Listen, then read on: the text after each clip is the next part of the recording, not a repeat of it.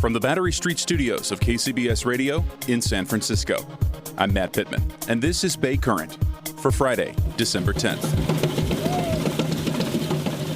If you've recently gotten into the festive holiday spirit and been out on a tree lot, you know this sound.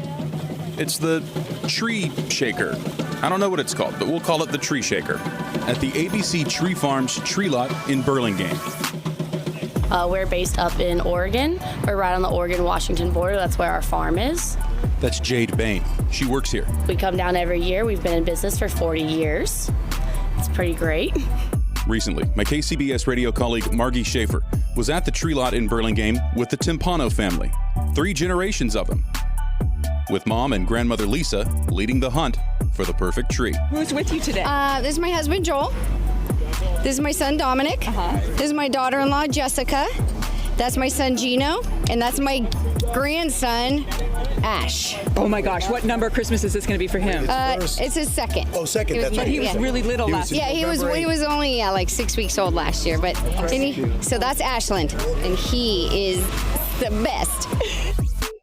We are looking, we have a pretty big window in the front of our house, so we're trying to find something full, right, and tall enough to fit that space, but not, it's hard to get it in the house and all that, so, you know, it's always a lot of Your son was there considerations. twirling it earlier. There was something missing from that. That was not the magic tree for you. No, the base on that tree is kind of off to the side, so there's too much tree over here and not enough on this side. Okay. So that was different. Yeah. What about this? So we're trying to figure this guy. She thinks this is a little bit short, but I myself think that if we stand it up 1 foot, we should be okay. And then if you think another foot on top of that for the height of the stand, that special stand, right? It's not as big as the usual trees that we get, but it's very full. It is nice. It is nice. I agree. I just don't know if it's big enough for that space. Okay, so I'm going to let you make that last decision there. I like the fullness of this tree. What do you think, Dominic? I really like the sparse trees over there that only have like 4 branches on them. So that's my style. Are you going to be outvoted here? I will be, yeah. My opinion doesn't matter even though they ask. But you're a very good tree spinner. Thank you. You I do my perfected your best. technique, huh?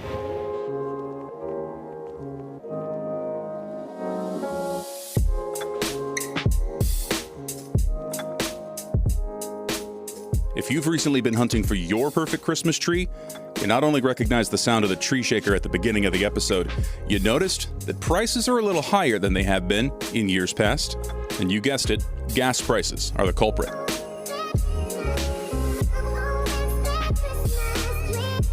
After she returned from the tree lot in Burlingame and filed her story for KCBS Radio, I chatted with my KCBS colleague, Margie Shafer. Oh, Christmas tree, oh, Christmas tree. Those branches are expensive, evidently. Yeah, a little bit. More expensive this year than last because of the price of gasoline, Matt. So this is literally a supply chain issue at Christmas time that isn't. We obviously see there's toy shortages, right? Right. Lego shortages. What in the world? And now like Christmas trees? Yeah, I mean, like supply shortages. You know, that's the stuff that's stuck on the boats. But these Christmas trees, a lot of them come from up by Oregon and Washington, and so when you've got to schlep them down to California, that adds up. I mean, you just have to look at what it costs to fill up the tank, and you know they got to fill up trucks. Mm-hmm. That adds up. So you spent time at a Christmas tree lot with a fam. I mean, it doesn't get more Christmas than that. The family goes out, they pick out their tree, and you were out there with a family. Tell me a little bit about that experience. It was a really fun story to listen to. Oh, thank you for that. Yeah. It was fun doing it, actually, because there was a family, the Timpano family of Millbrae, and everybody had different ideas. Mm-hmm. And it was different ideas of what kind of tree they wanted? It was really fun. Oh, that's great. It was really fun. So what did you find out there about these supply chain issues and I guess kind of the broader impact as folks have been out shopping for trees? And certainly I mentioned the price is the first thing that's affected. And it sounds like there is a little bit of Oh, yeah, absolutely. Absolutely. There's no doubt about it. We've got inflation on all sorts of things, and we definitely have the inflation with the Christmas trees. And it really does boil down to, you know, the cost of the transportation. Yeah. And, I mean, that's hitting us all over the place. All everywhere. I mean, you and I chatted last month about produce. It's so expensive right now. My mom was visiting over this past weekend. She lives in Boise, Idaho. And, driving back from the airport, we drove past a few gas stations and, just, how do you do this? I'm like, I really don't. Luckily, I live in the city and work in the city, and I may go an entire week and a half without driving. But then when we went to the grocery store, the price of milk, she could not believe it. The price of artisan cheese. We were going to be fancy and buy some cute snacks. Oh, yeah. And paid a price for that as well. She couldn't believe it. The price of yogurt. She could not believe it. It's expensive here. Yeah. It's There's super expensive. no doubt about it. Hey, are you getting a Christmas tree? No. I live by myself. No, it's not a bah humbug. What about a bush? Maybe I'd get one of those little Charlie Brown trees with a few sprigs, but I don't really. I'm not home that much. This is a very busy time of year for me, and I get that bah humbug comment from a lot of folks with what are you doing for Christmas? I'm like, I'm sleeping, girl. I'm tired. I don't really talk about it a lot on the podcast, but I moonlight as the PA announcer for the Warriors, right? Yep. This is, we're in the swing. Thank you. My 20th win last night, by the way. We're in the swing of it, right? And so, for example, we had a game, we had back-to-back games, Friday and Saturday.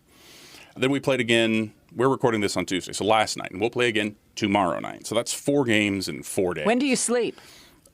Days like Christmas, the unexpected, it's the gift that keeps on giving But Warriors have also played on Christmas, the last several years too. So this is our busy time. You're so, in the thick of it. I don't have time, to do a lot of the holiday stuff. And then not having family here, honestly, is another reason why it's just very easy for me to just kind of laser beam focus in on work. And I don't mind it. Well, here's the other thing, and I'll give you a pass on it because you live in the city.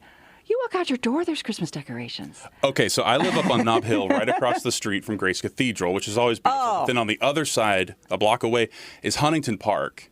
And if you ever get a chance, or if you've lived here forever, it's so beautiful. It's so quaint. It's like idyllic. It's adorable. Yeah. Last week, I went down to Drag Queens on Ice at Union Square. Had a blast. It was awesome. So yeah, I'll do all the holiday. I love it. Absolutely love it. And it's another Street with all their the snowflakes. And it's Union if it's an eating holiday, I'm in. Right?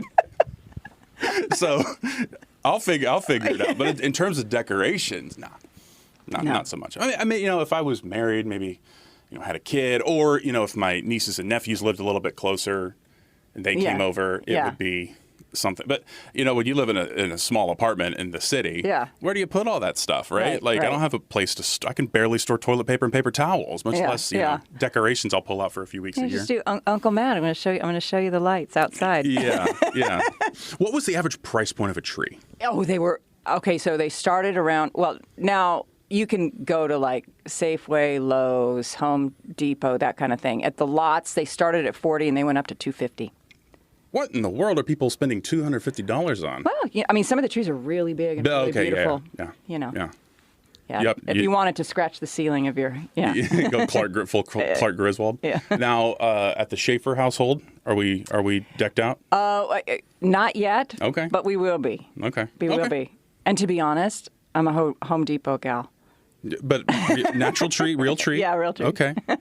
Get that pine smell and everything's great. Right. Really fun story. Again, thanks to the family. I'm glad they made it. Yeah, they tag along. That was really cool. Margie Shafer, KCBS Radio. We appreciate it as always. Thank you. Thanks, Matt. Thanks again to Jade Bryant at ABC Tree Farms Tree Lot in Burlingame, and to the Timpano family. I bet the tree looks great. And thank you to my KCBS Radio colleague, Margie Shafer. And thank you for listening.